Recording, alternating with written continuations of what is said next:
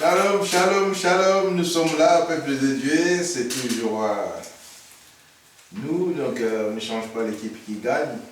Nous sommes là pour acquérir des connaissances bibliques. Avant toute chose, invoquer. Dieu dit, invoque-moi, je te répondrai. Alors nous allons invoquer notre Dieu par le beau moment que nous allons laisser notre Dieu de nous assister par la prière qu'on peut commencer. Prions l'Éternel. Éternel Dieu, nous te bénissons, nous te invoquons, Père très Saint. Donc j'ai mis quatre Père Seigneur, parce que c'est toi, Père Seigneur. Tu nous as encore appelé, Père Seigneur, pour faire ta volonté. Merci pour cette étude biblique que tu nous inspires. Père, nous voulons que Père Saint, que nous ayons encore beaucoup plus. Augmente-nous la foi. Nous voulons acquérir, Père Seigneur, ta connaissance. Père, la parole de Dieu est vraie, inspirée de toi-même, Père Seigneur. C'est pour ça, ouvre-nous les oreilles spirituelles, donne-nous l'intelligence et la sagesse, Père Seigneur, pour conduire ton peuple. Parce que tu as dit, sans toi, nous ne pouvons rien faire.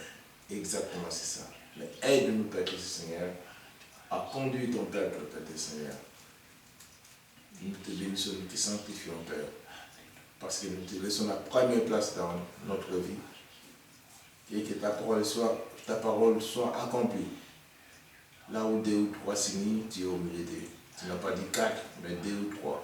Amen. Merci, Seigneur, parce que tu es au milieu de nous.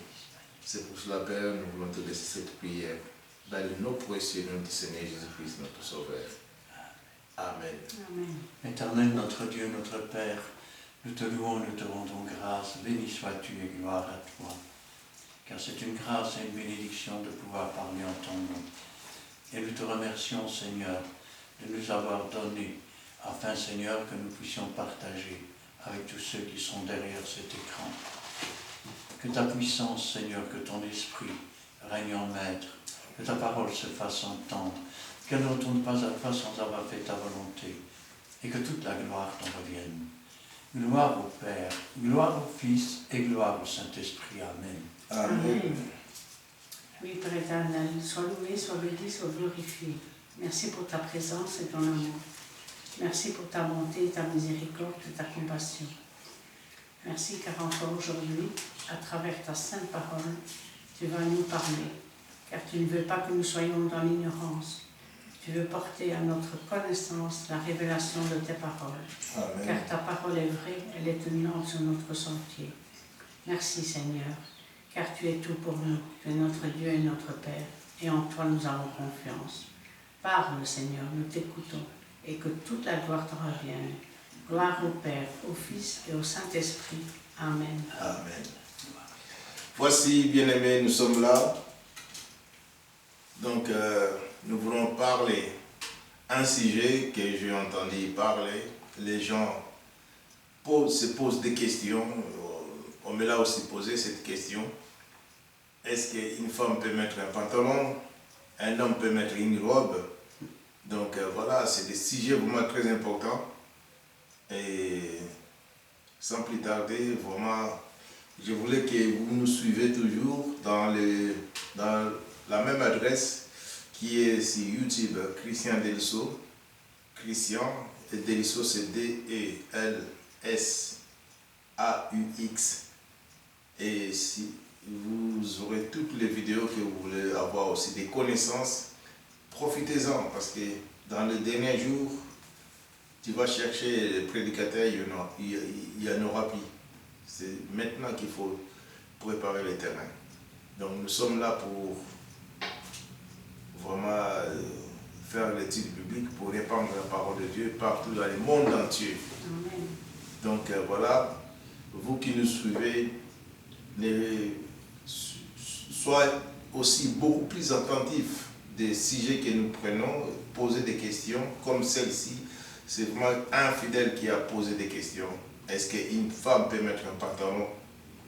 Sans plus tarder, nous allons encore vous envoyer l'adresse Paul Johnson. Venez sur place, vous allez voir des enseignements aussi. Paul Johnson numéro 55, 6061 à Montigny-600 à Charleroi. Donc voilà, bien aimés, on vous attend avec vos questions. Et aussi, n'oubliez pas de liker, n'oubliez pas de partager cette vidéo. Dieu vous attend pour répandre cette parole aussi. Enseignez-le aux hommes capables de les enseigner aussi aux autres. Donc voilà, sans plus tarder, nous allons laisser la place à notre pasteur Christian Dexo. On va parler de quoi? On va parler de les vêtements. Pasteur Christian. Amen. Alors, quand on parle de vêtements, il faudrait d'abord commencer par le commencement, c'est-à-dire avant que le vêtement existe. Parce que le vêtement n'a pas toujours existé. Et le vêtement n'est pas ce que nous voyons aujourd'hui, n'était pas auparavant.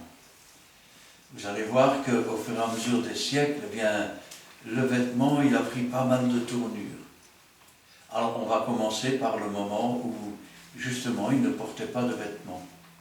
Ils étaient purs, parfaits, sans tache.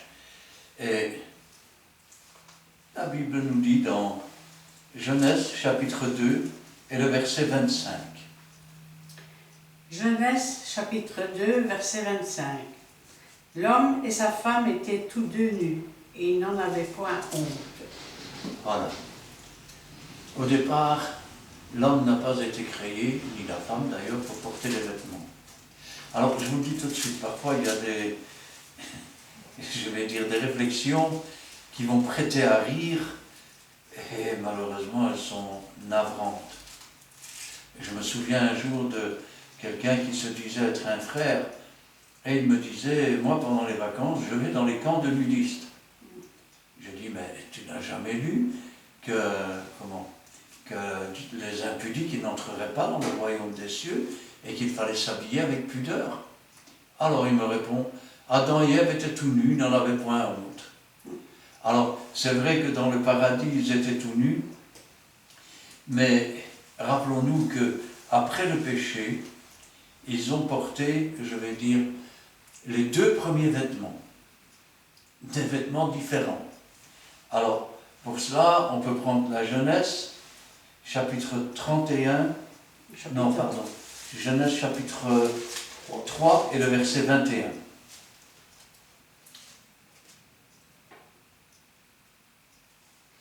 Genèse 3, verset 21. Genèse 3, Chapitre 3. Ça va, je vais le lire. L'Éternel Dieu fit à Adam et à sa femme des habits de peau et il les en revêtit.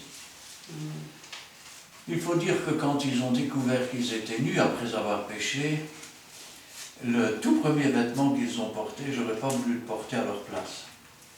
Pourquoi? Parce qu'ils s'étaient fait des ceintures avec des feuilles de figuier. Il faut savoir que la feuille de figuier, une fois séchée, sent très bon. Mais elle est râpeuse et rugueuse. Je vais le dire autrement.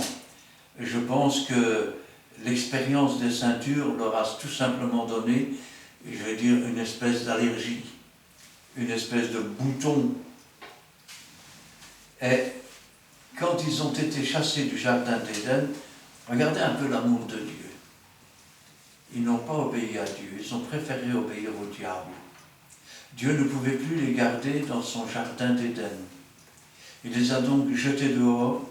Il a même mis des chérubins avec des épées flamboyantes pour les empêcher de retrouver le chemin du jardin. Et pourtant, Dieu a fait quelque chose qui lui a coûté cher et qui est aussi prophétique. Il leur a fait des habits de peau. C'est-à-dire que pour cela, il a tué un animal pour couvrir leur nudité. Et c'est tellement bien prophétique que pendant tous les siècles qui vont suivre, même à partir de Moïse, eh bien, les animaux vont être offerts pour couvrir les péchés des hommes. Le péché qui est la nudité. Alors, quand je pense à cela,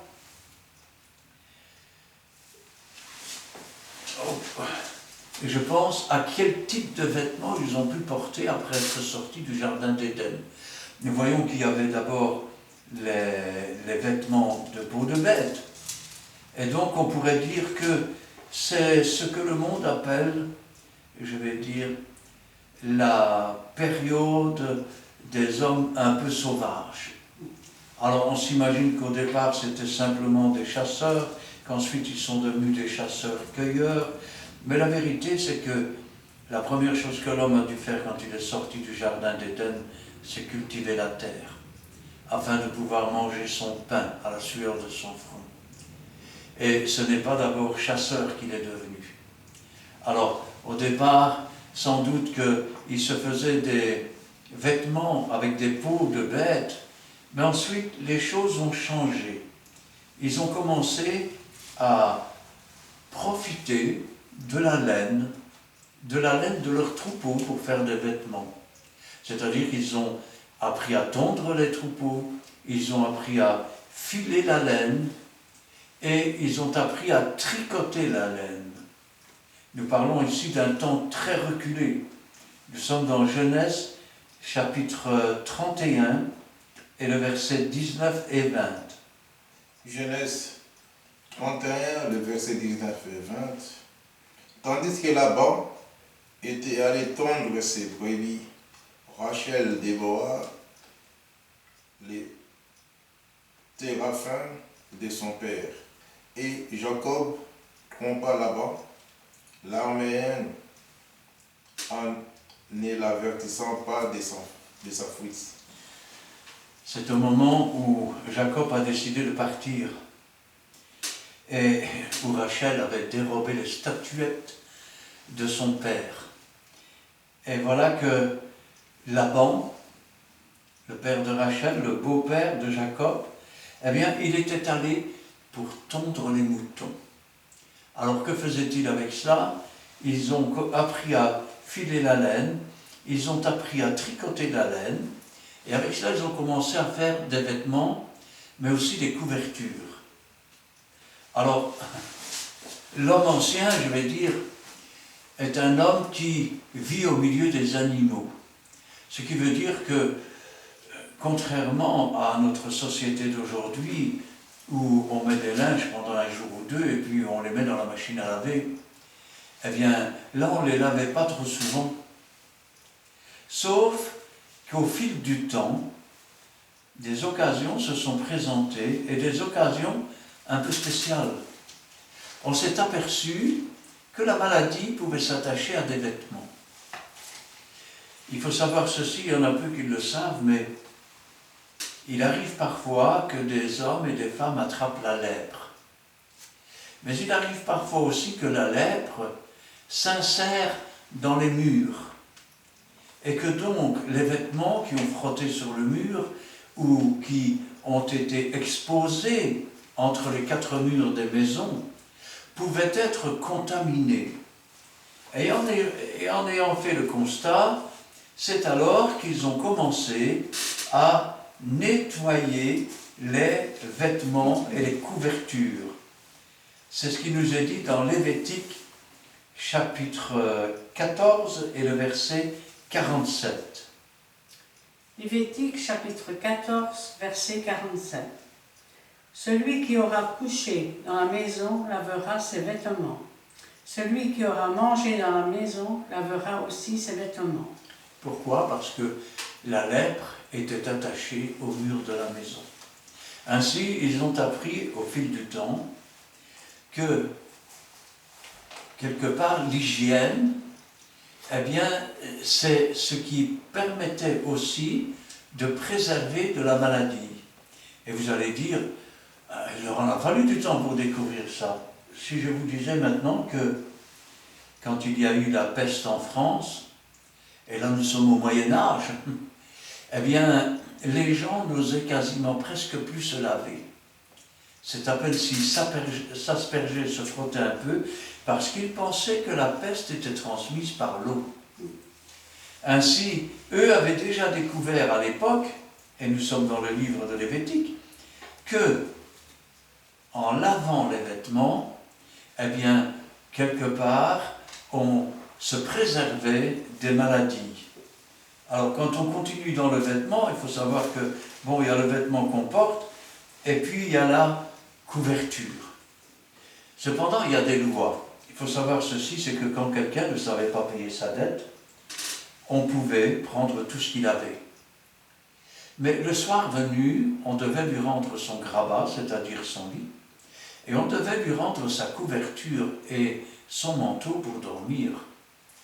Alors ici, nous sommes dans le livre de Job, Job qui s'explique et qui dit « Je ne comprends pas, je n'ai jamais fait de telles choses aux veufs, aux orphelins. » Et nous sommes dans le chapitre 31, et à partir du verset 18 jusqu'au verset 20. Job 31, le verset 18 à 20.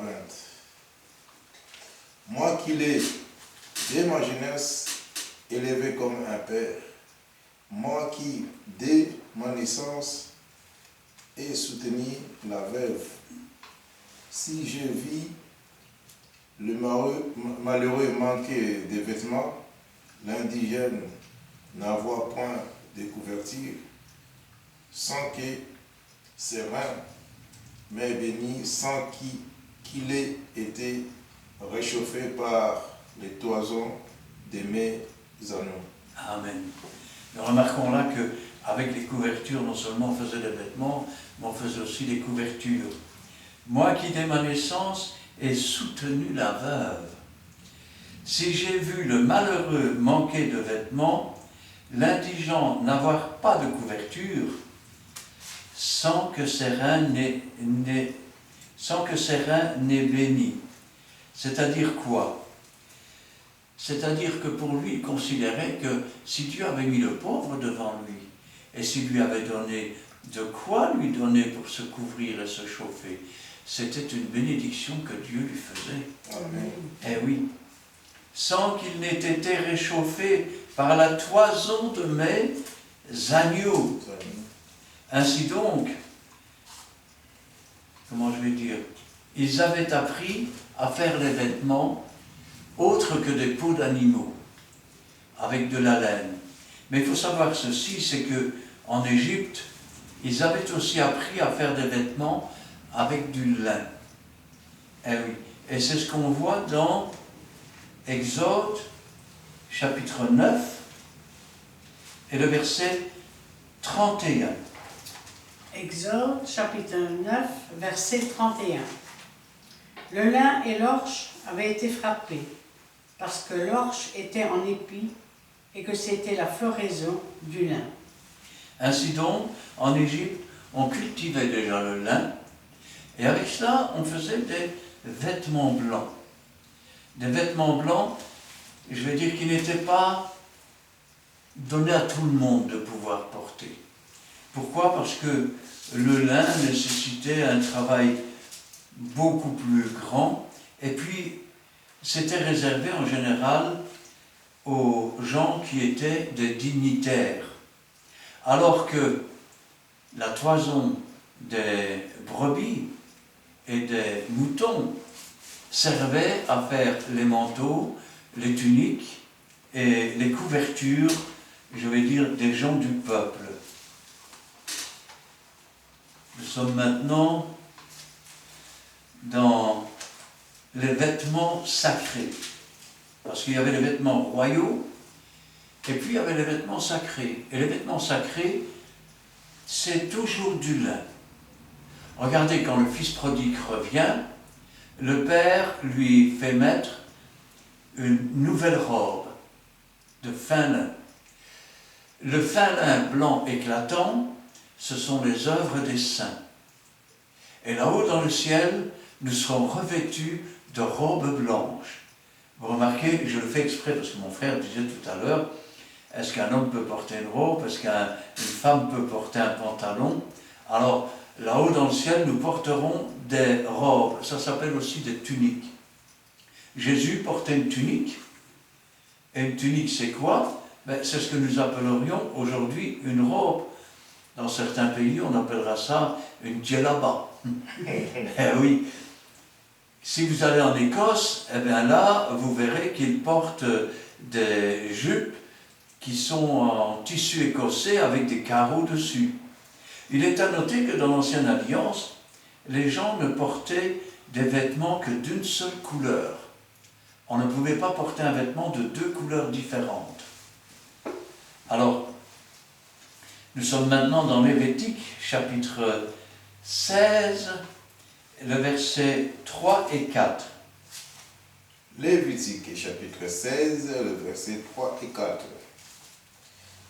Voici de quelle manière Aaron entrera dans le sanctuaire. Il prendra un jeune taureau pour le sacrifice d'expiatoire et un bélier pour l'holocauste. Il se revêtira de la tunique sacrée de lin et portera sur son corps des caleçons de lin. Il se ceindra d'une ceinture de lin et il se couvrira à la tête d'une tuare de lin. Ce sont des vêtements sacrés dont il se revêtira après avoir lavé son corps dans l'eau. Amen. Voyons deux choses. La première, c'est qu'ils avaient compris que se laver, c'était se purifier. La deuxième, les vêtements de Pharaon et de sa cour, c'était du lin. Et nous voyons que non seulement c'était pour les riches, non seulement c'était pour les notables, mais c'était aussi considéré comme vêtements sacrés. C'est ainsi que le souverain sacrificateur portait une tunique, c'est-à-dire une robe, de lin. Il portait des caleçons de lin. Sur sa tête, il portait une tiare de lin. Eh oui. Et ainsi, il ne pouvait la porter qu'après avoir lavé son propre corps. Maintenant, quand on parle de lin, on parle de robe, on parle de tunique. Et là, j'aimerais bien prendre avec vous la Genèse, chapitre 41 et le verset 42. Genèse, chapitre 41, verset 42. Pharaon ôta son anneau de la main et le mit à la main de Joseph. Il le revêtit d'habits de fin lin et lui mit un collier d'or au cou. Alors, pourquoi le revêt-il de fin lin? Pourquoi lui met-il un anneau à son doigt? Parce que Joseph vient d'être nommé père de Pharaon. C'est-à-dire que Pharaon remet tout entre ses mains, à l'exception de sa propre vie. Et il était le seul Pharaon à demander des comptes à Joseph. Et pour bien marquer sa dignité, il ne va pas recevoir une couverture de laine, il ne va pas recevoir une tunique de laine, mais il va être habillé comme les tenues sacrées du sacrificateur, c'est-à-dire une tenue, des habits en lin, avec des colliers d'or. Et quand je pense à cela, je me dis, au départ, les vêtements étaient toujours blancs. Il n'y avait que des vêtements blancs. Les vêtements de couleur ne se rencontreront que beaucoup plus tard. Et pour cela, nous pouvons lire dans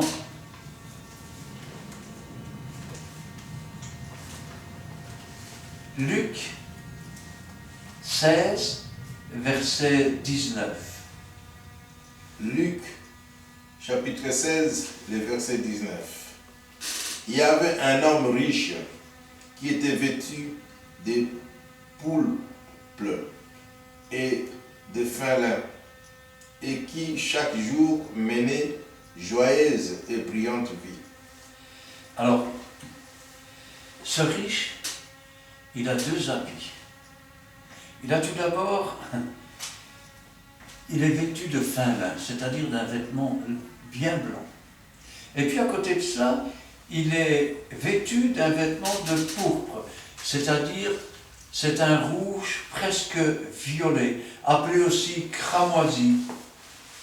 Et parfois, parce qu'il faut dire ce que c'est, eh bien, ces vêtements étaient teintés à partir de glandes qui se trouvaient sur des mollusques et qui se trouvaient, je vais dire, sur la partie supérieure de leur tête. Et avec cela, on teintait les vêtements. Ça coûtait tellement cher, il fallait tellement de mollusques que seuls les rois portaient des vêtements d'habits pourpres. Seuls, je vais dire, les riches, les hommes très riches ou très influents, pouvaient se permettre déjà de porter des vêtements de lin, quoique le vêtement de lin au temps de Jésus s'était déjà propagé. Ça veut dire qu'à l'époque, à part peut-être des couvertures, à part peut-être pour mettre dans des, comment je vais dire, dans des poches pour faire des coussins ou pour faire des matelas, la laine, je vais dire, était beaucoup moins utilisée pour le vêtement. Pourquoi? Parce que d'abord, la laine, quand on tire dessus, ben, elle laisse passer le vent. Alors que le fin lin, c'est quelque chose, je vais dire, qui est beaucoup plus durable. Et le liquide qu'on tirait et dans lequel on mélangeait les linges, pour les avoir dans ces couleurs rouges presque violettes, on appelait ça la fleur. Ainsi donc, les premiers teinturiers sont apparus dans le monde. Mais à l'époque, je rappelle, que ce soit, je vais dire, en Israël, on appelait ça une tunique, mais la tunique c'est une robe. Que ce soit chez les Grecs, on appelait ça une toche, ou chez les Romains, on appelait ça des toches. Mais en réalité, c'était des robes. Et quand je pense à cela, je dis quand même, ça veut dire que hommes et femmes portaient des robes. Alors, quand on parle de vêtements, déjà à l'époque, bien que les hommes portaient des robes et que les femmes portaient des robes, il y avait des vêtements destinés aux hommes et des vêtements destinés aux femmes. Ces vêtements étaient différents. Et c'est ce qu'on voit dans Deutéronome chapitre 22 et verset 5. Verset 5. Deutéronome, chapitre 22, verset 5. Une femme ne portera point un habillement d'homme, et un homme ne mettra point des vêtements de femme, car quiconque fait ces choses est en abomination à l'Éternel ton Dieu. Alors, qu'est-ce qu'elle nous dit la Bible? Elle nous dit d'abord qu'il y a des vêtements pour les hommes et des vêtements pour les femmes. Je rappelle qu'à l'époque, tous les vêtements, c'était des robes, que ce soit des hommes ou que ce soit des femmes. Mais déjà à l'époque, il y avait une différence entre les robes. Il y avait les robes que les hommes portaient et il y avait les robes que les femmes portaient. La femme ne pouvait pas porter un habit d'homme et l'homme ne pouvait pas porter un habit de femme. Et vous me direz, mais comment les pantalons sont venus alors? Alors il faut savoir ceci, c'est que du temps où les Romains ont commencé à conquérir le monde, ils sont tombés sur des tribus qu'on a appelées les barbares. À l'époque, vous aviez les généraux romains qui étaient à cheval, et tous les autres étaient à pied. Et quand ils faisaient la guerre, les généraux restaient derrière et envoyaient les hommes courir. Ça veut dire qu'il n'y avait pas de cavalerie comme par la suite. Or, il s'est passé ceci, c'est que les barbares, eux, avaient beaucoup de chevaux.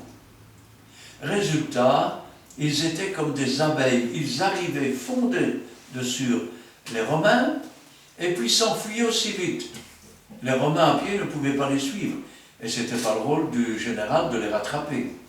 Alors, on va décider de créer une cavalerie. Seulement, ça pose un problème, parce que tous les soldats portent des robes. Tant que tu vas au pas d'homme, ça peut aller. Mais quand tu commences à galoper pendant un certain temps, tu as les jambes irritées. Alors, on va commencer à faire un vêtement avec des manches, comme celui-ci, avec des manches.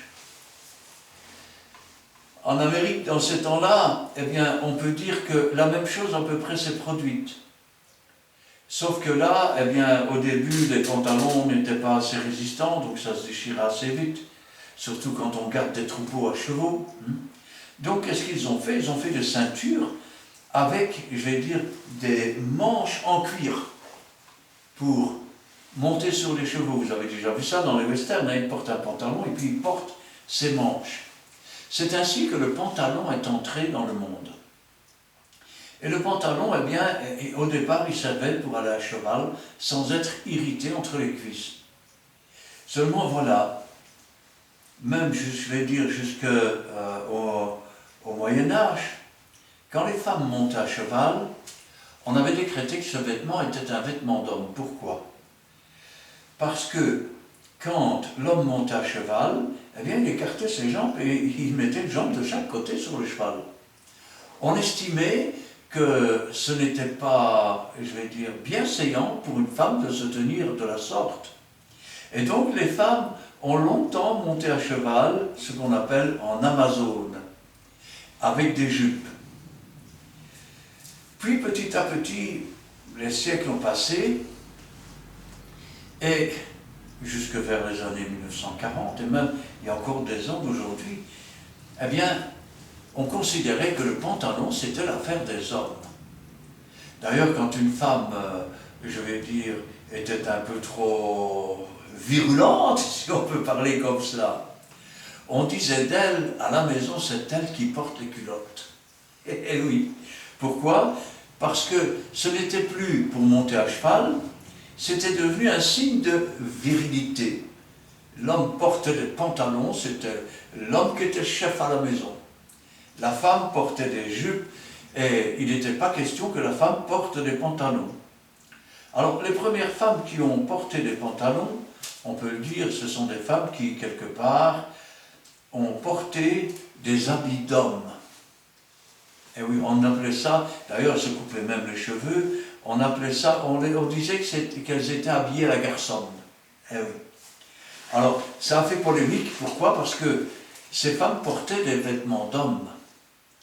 Or, l'homme ne peut pas porter des vêtements de femme. Vous entendez, monsieur, les transgenres? Et les femmes ne peuvent pas porter des vêtements d'hommes. Aujourd'hui, la question qui a été posée à mon frère, est-ce qu'une femme peut porter des pantalons? Est-ce qu'un homme peut porter une robe? Je dirais qu'un Écossais peut porter un kilt. C'est dans sa nature, c'est dans son pays, c'est le vêtement chez lui. Je dirais qu'il existe des pantalons pour femmes aujourd'hui. Ça veut dire que ce n'est pas le pantalon de leur mari ou le pantalon d'homme qu'elles portent. Il y a cependant une chose qu'il faut retenir, c'est que la femme doit s'habiller avec pudeur.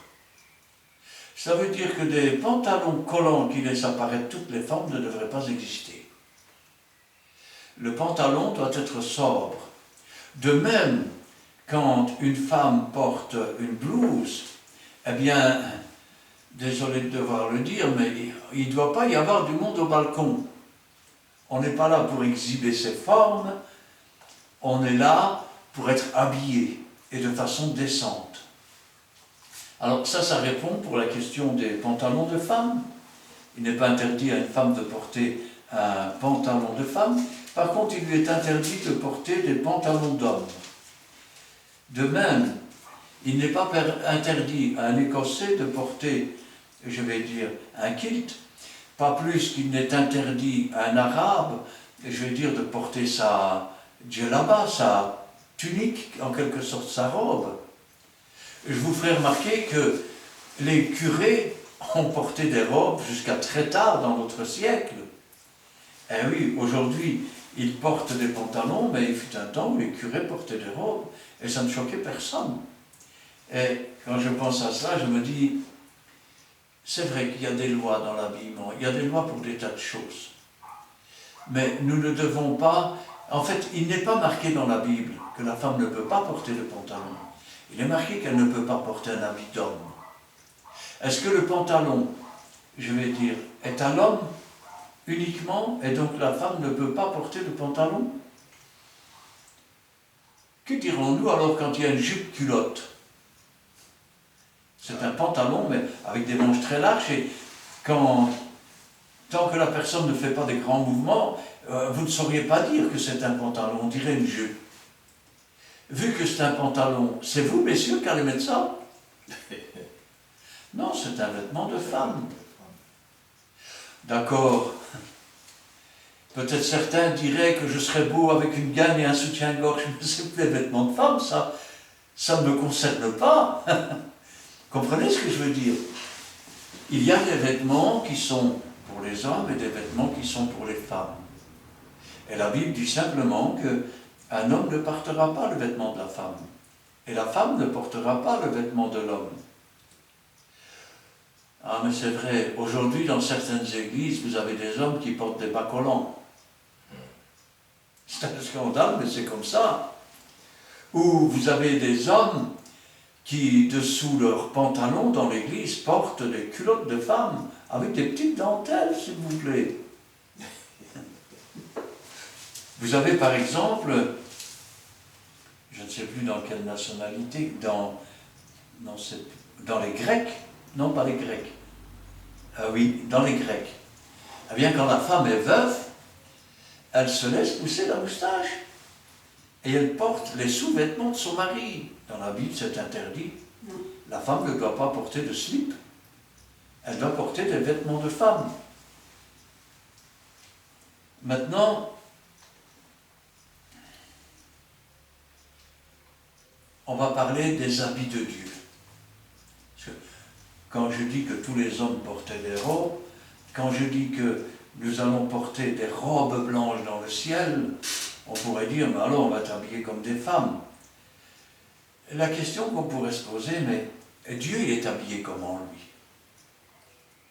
Est-ce qu'il porte un pantalon ou est-ce qu'il porte une jupe? Eh bien, c'est ce qu'on va voir maintenant. Dans Ésaïe, c'est le début, je vais dire quelque part, de la vocation d'Ésaïe. Dans Ésaïe, chapitre 6, et le premier verset.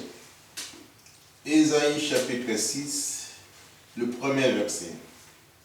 L'année de la mort du roi Osias, je vis le Seigneur assis sur un trône très élevé, et les pans de sa robe remplissaient le temple. Voilà comment est habillé Dieu. Dieu porte une robe.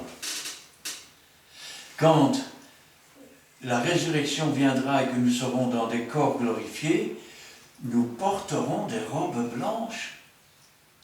Eh oui, comme Dieu, ça veut dire que les pantalons, parce qu'en fait, quand on y pense bien, le pantalon, c'est quoi comme instrument? Au départ, c'est un instrument ou une tenue pour faire la guerre à cheval. Il a ensuite été transformé, je vais dire, avec des choses en cuir pour en faire, je vais dire, un animal domestique qui va garder les troupeaux. Puis après, on s'en est servi pour tirer les charrettes, mais l'homme s'en est servi aussi pour tirer les canons. Ce qui veut dire que le pantalon, finalement, il a servi à l'homme de pouvoir courir, de pouvoir sauter, et tout cela tout en ayant ses organes, quelque part, couverts et protégés, soit par des parties en cuir. Aujourd'hui, on met des protections pour les chutes. Eh bien, c'était pareil à l'époque, c'était considéré comme cela. Puis, c'est toujours plus facile, je pense, de courir avec un pantalon que de courir avec une tunique. Hein. Alors,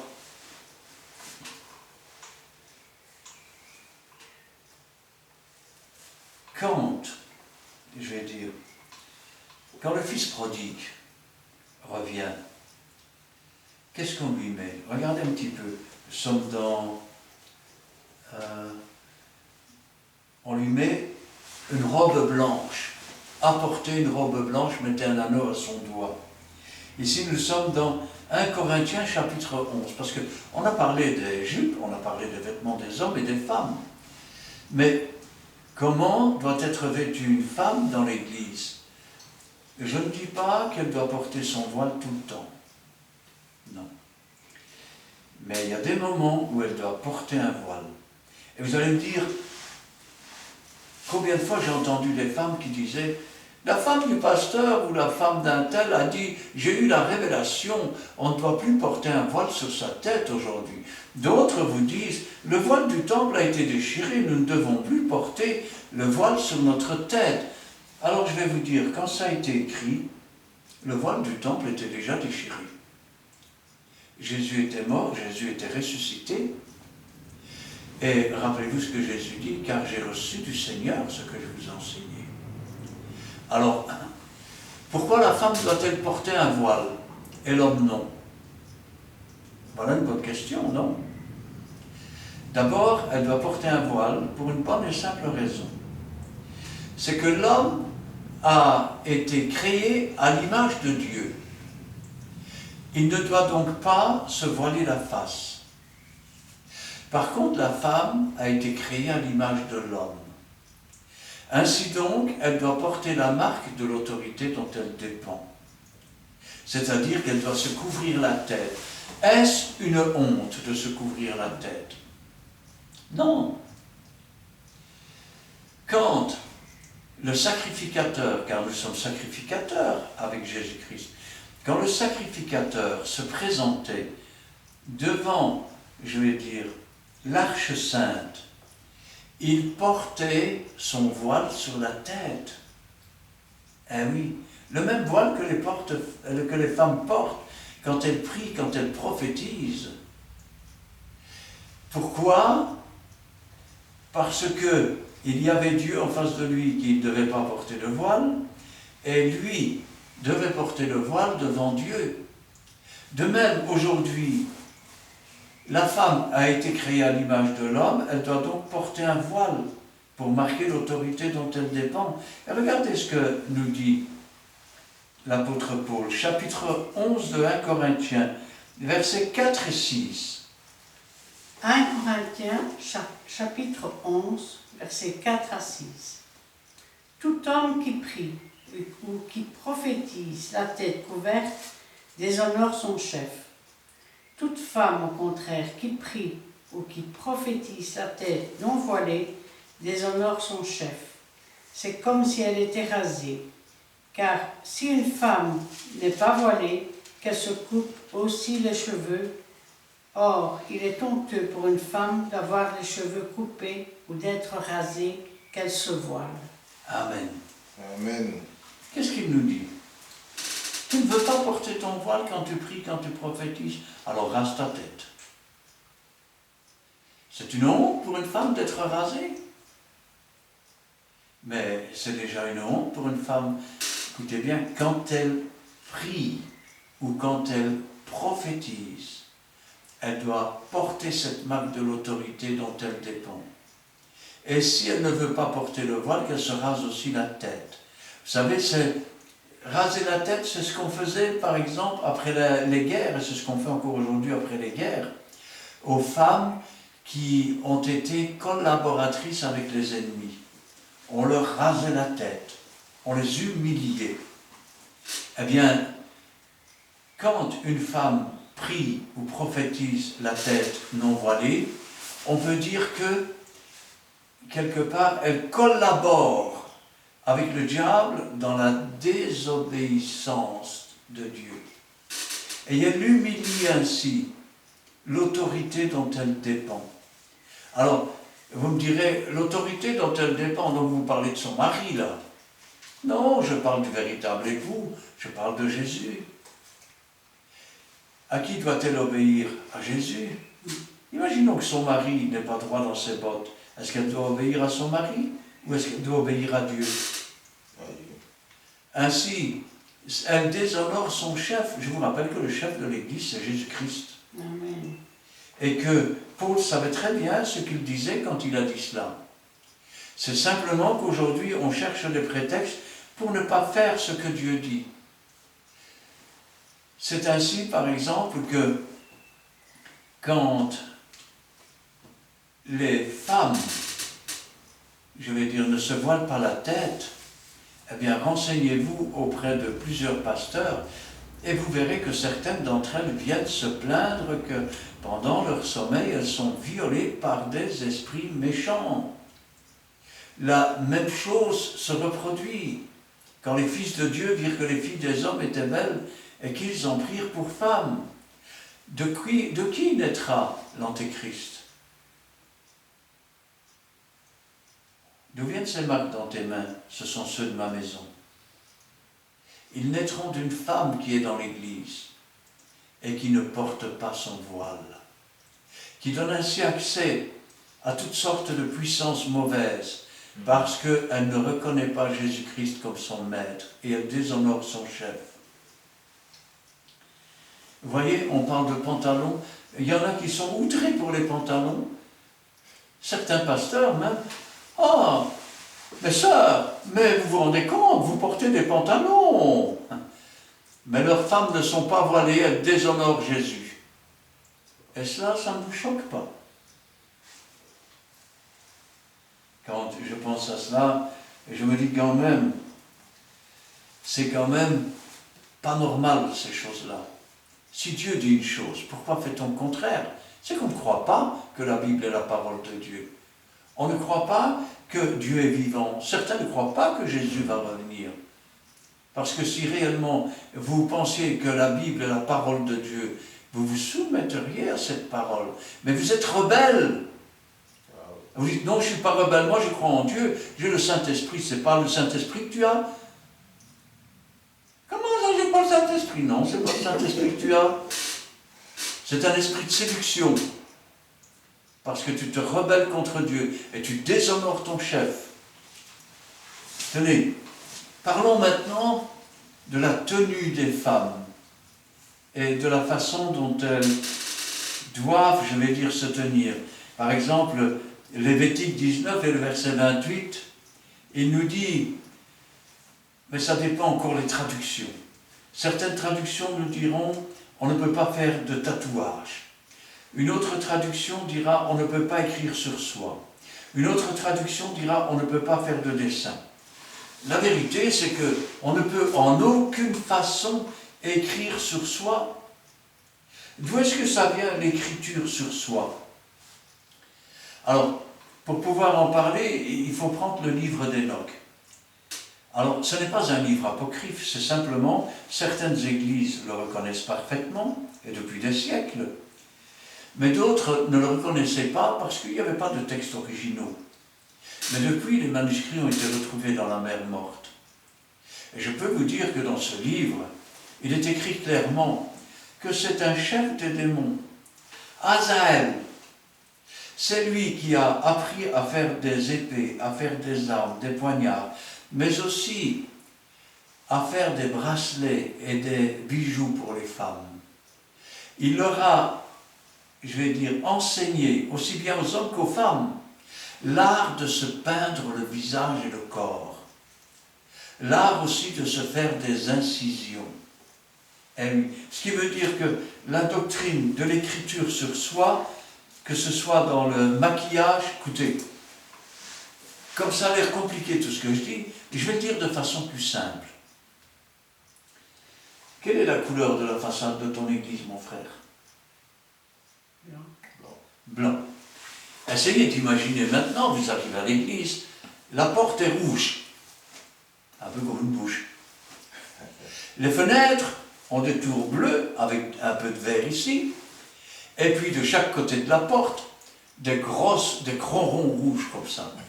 Et puis le tout avec une espèce de couleur un peu plus sable, ou bronzée, on ne sait pas. Quand vous allez arriver au temple, qu'est-ce que vous allez dire? Mon Dieu, qu'est-ce qu'ils ont fait au temple? Mais c'est un scandale. Vous vous rendez compte? Mais on dirait, je ne sais pas, on dirait un bâtiment pour les clowns. Mais Dieu n'habite pas dans une maison faite de main d'homme. Toutes ces choses, c'est Dieu qui les a faites. Quelle maison pourriez-vous lui bâtir? Par contre, vous êtes le temple, l'habitation de Dieu en esprit. Amen. Et votre bouche, c'est comme une porte. Vos yeux, c'est comme des fenêtres. Vos joues, c'est comme le tour de la porte. Et vous vous peignez comme un clown. et vous pensez être plus jolie.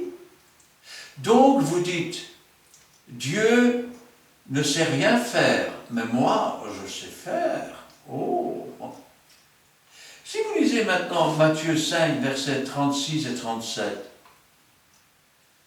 tu ne peux rendre aucun de tes cheveux blancs ou noirs.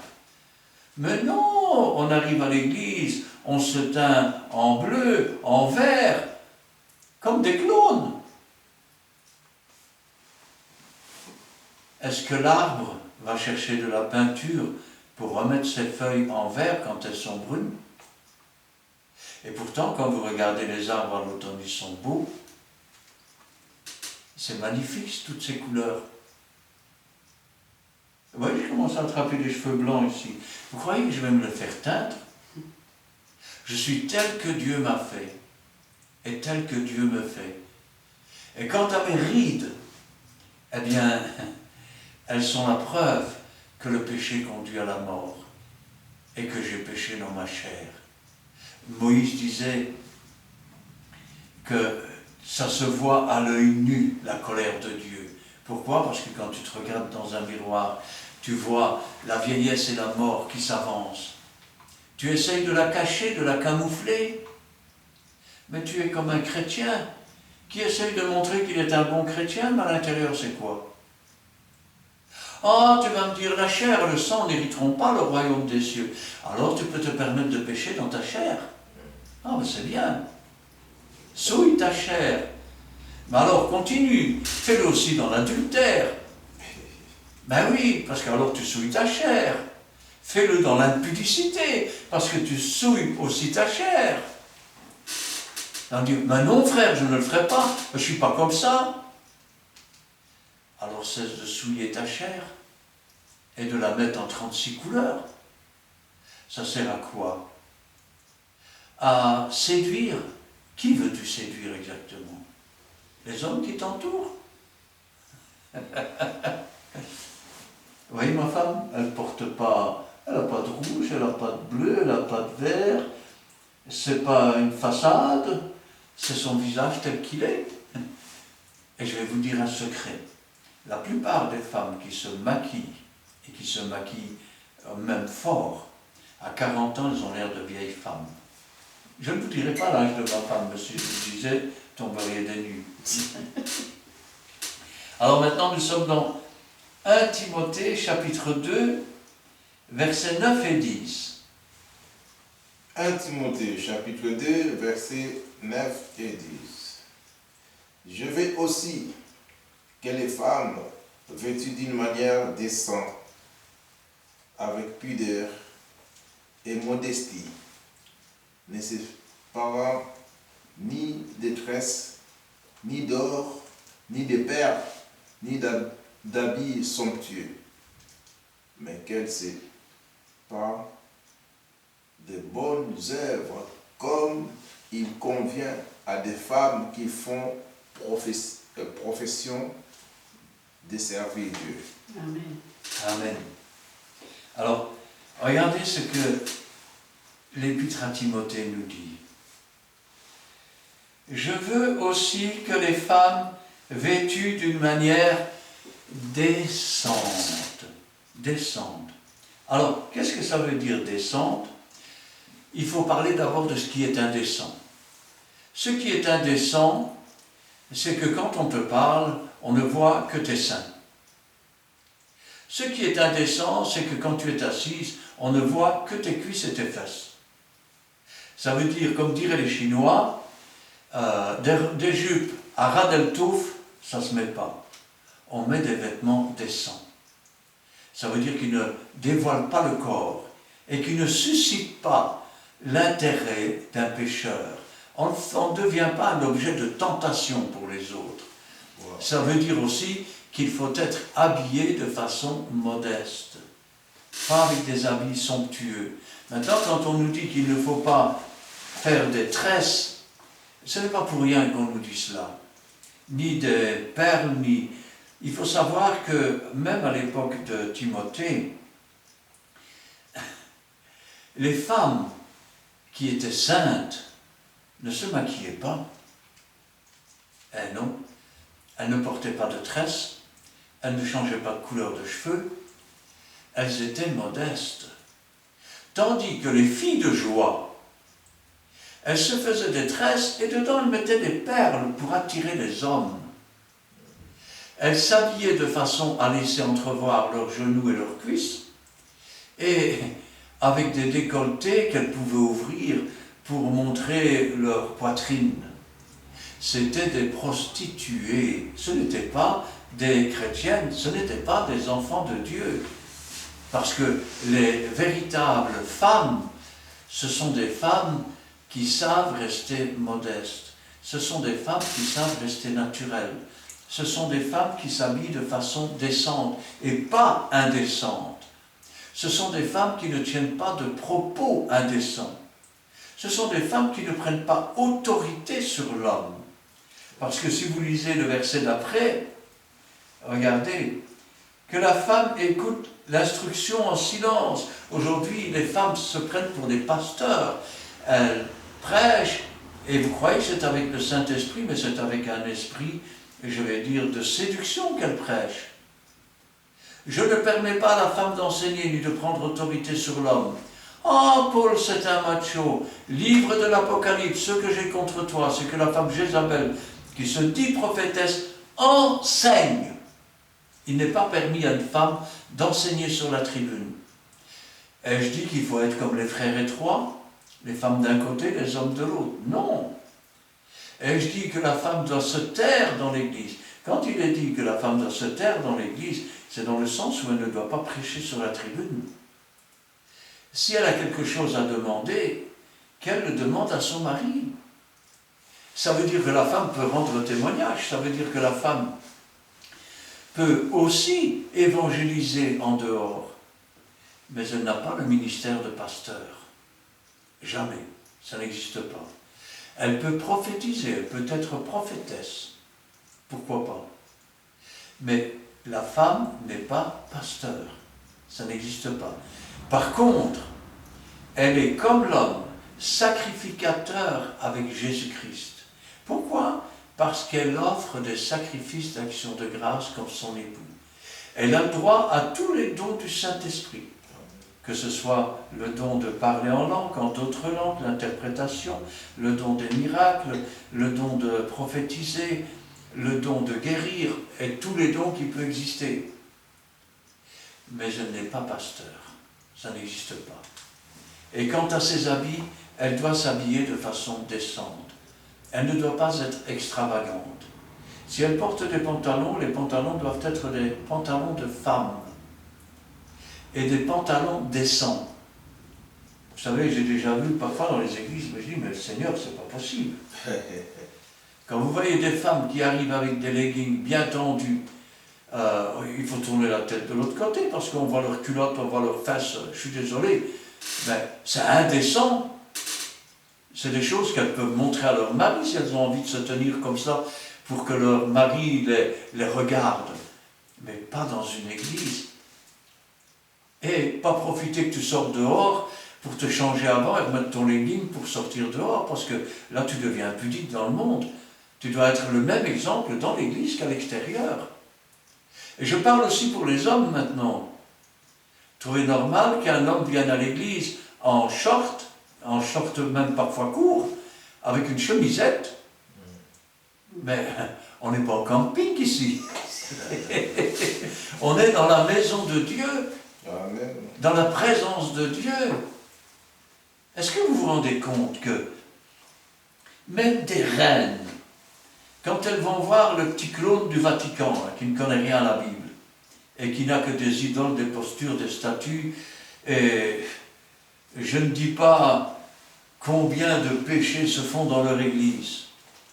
Même les reines, quand elles ne sont pas chrétiennes, elles portent un voile noir sur la tête. Quand elles sont chrétiennes, elles portent un voile blanc. Et vous qui êtes des enfants de Dieu, vous ne savez même pas que vous devez porter un voile sur la tête quand vous prophétisez, que vous priez, parce que vous n'êtes pas devant le comique, le pape, là. L'escroc. Non, non. Vous êtes en communion avec le roi des rois, le Seigneur des seigneurs. Amen.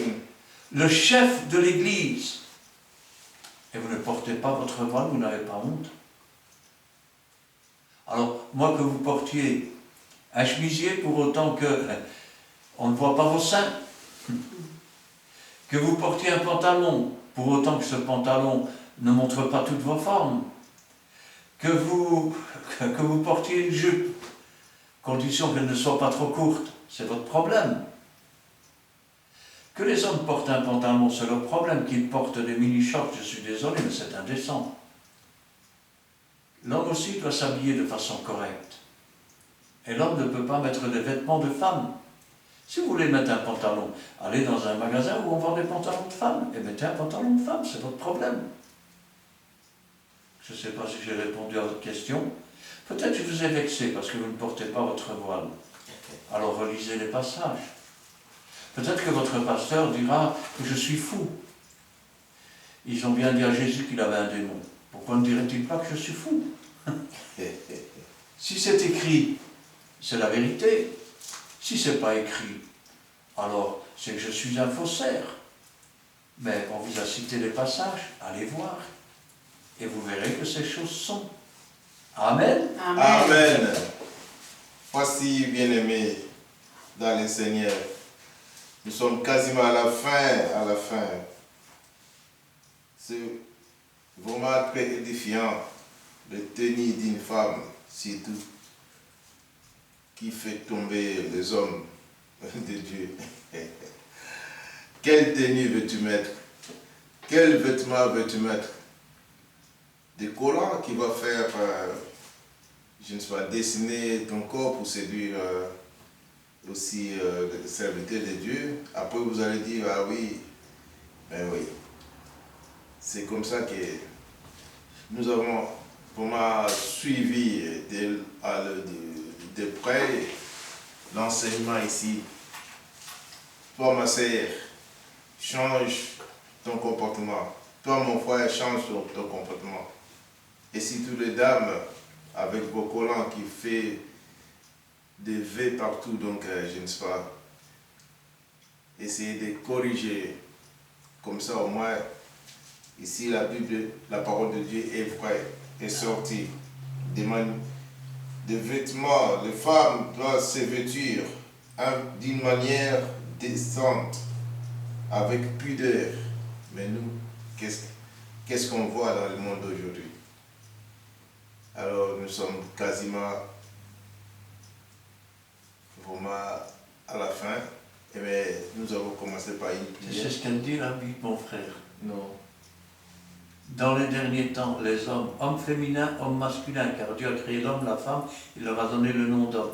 Dans les derniers temps, les hommes ne supporteront plus la sainte doctrine. La sainte doctrine. Et ils se donneront une foule de faux docteurs pour satisfaire leurs propres désirs. C'est ça. Alors, cachez vraiment des parties intimes. Quand vous venez surtout à l'église, soyez un peu modeste, correct avec vos tenues vestimentaires. Et nous allons laisser la place au Saint-Esprit de nous aider, de nous épargner, surtout vous qui vont regarder cette vidéo. Essayez de dire à notre Dieu qui est toujours là, il ne nous laisse pas les orphelins, il y a le Saint-Esprit qui est là, qui peut nous aider à corriger notre façon d'être, de ne plus séduire et soyez modeste. Mais nous allons clôturer par une prière, parce que nous avons commencé par une prière. Prions l'Éternel. Éternel Dieu Tout-Puissant, merci. Aide-nous, Père Saint-Seigneur. Nous-mêmes, Père Saint, nous ne pouvons pas, Père Seigneur. Mais le Saint-Esprit est là pour nous aider, pour nous parler. Père, le Saint-Esprit est là, Père Saint, parce que Jésus a dit, je ne vous laisse pas les orphelins, je vous donnerai un autre consolateur, semblable à lui-même, qui sera là jour et nuit pour nous enseigner ces choses. Et nous bénissons encore notre Dieu, et nous bénissons encore, Père Saint, le pasteur Christian Delisso avec sa femme Gina, parce que Père, ce sont les serviteurs de Dieu, Père Seigneur, qui enseignent aussi la parole de Dieu. Nous voulons, Père Saint-Seigneur, que tu puisses encore les ajouter, Père Saint-Seigneur, encore la longévité pour que nous puissions encore gagner et surtout continuer à enseigner cette parole partout dans le monde entier. Nous bénissons, Père Seigneur, parce que ta présence est là, Père Saint. Ta présence est au milieu de nous. C'est pour cela, Père, nous voulons te dire merci si ta parole qui est sortie. Merci, Père Saint, pour ceux qui vont écouter encore. Merci pour ceux qui vont encore mettre en pratique. Bénis tous ceux qui vont écouter et mettre en pratique ta parole. Nous sanctifions ton Saint-Nom. Père, nous voulons aussi te laisser, Père Saint, notre lieu ici, qui nous reçoit aussi pour faire l'étude biblique dans le creux de temps, Père Saint. Bénis, Père Seigneur. Aussi, nous voulons aussi laisser notre chemin de retour dans le creux de temps, Père Saint. Sois un bouclier, sois notre refuge contre les ruses du diable. Sois notre conducteur, Père Seigneur. Sois notre protecteur. Protège-nous, Père Saint, dans le creux de ta main. Sois sanctifié, Père. Gloire au Père, gloire au Fils et gloire au Saint-Esprit. Amen. Amen. Avant de prier, pendant que mon frère priait, je pensais à une chose, et vous l'ignorez sans doute, et là je parle pour les hommes.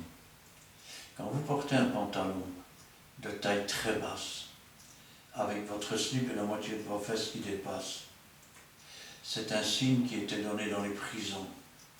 C'était une façon de dire qu'il était prêt pour l'accouplement avec un autre homme. Alors remontez vos pantalons et habillez-vous correctement. Amen.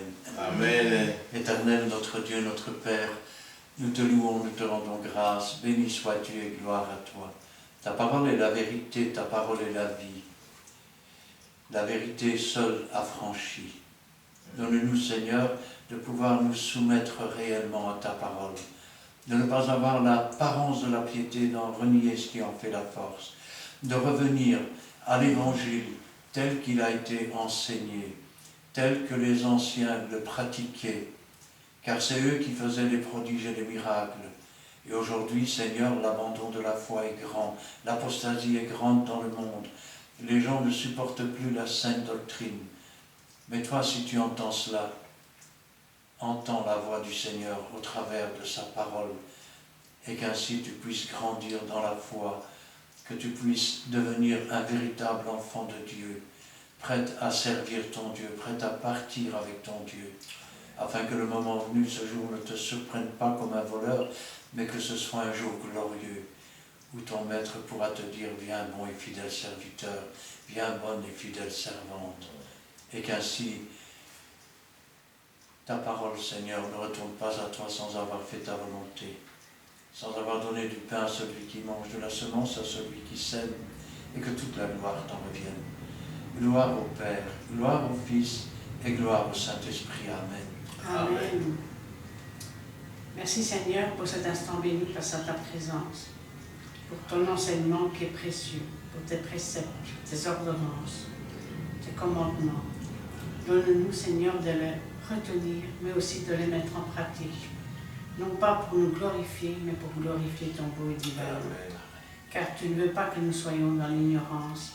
C'est pour cela que tu nous as enseigné cela à travers ta parole. Et je remets entre tes mains, Seigneur, tout un chacun, tous ceux qui vont regarder et écouter cette vidéo biblique. Et vous qui êtes fidèles, si cette parole vous a plu et a parlé à votre cœur, soumettez-vous à Jésus qui est votre chef et adaptez votre comportement, adaptez votre tenue en rapport avec la parole de Dieu, car la parole de Dieu est vraie. Et ainsi, non pas vous glorifier, mais vous glorifiez le bon et divin nom de Jésus-Christ, votre Sauveur. Réfléchissez, prenez la bonne décision et que le Seigneur vous bénisse. N'oubliez pas de liker et de partager en grand nombre. Gloire te soit rendue, Seigneur. pour tout ce que tu feras. Dans le beau nom de Jésus. Amen. Amen. Voici, nous sommes arrivés à la fin. Aussi, continuez à poser des questions. Ici, c'était un frère qui m'a posé cette question et vraiment, ça édifie beaucoup de gens. Aussi, vous qui vont regarder, si vous oubliez, l'adresse c'est YouTube, donc c'est Christian Delso. Delso, c'est D-E-L-S-A-U-X. Et si place, si vous voulez aussi poser des questions, pose des questions, faites une requête à vos difficultés, ce que vous ne comprenez pas, nous allons nous mettre dans l'étude pour trouver des solutions parce que c'est Dieu qui nous donne la solution. Tout est dans la Bible. La solution se trouve là dans la parole de Dieu. Et quant à nous aujourd'hui, nous vous disons bye bye.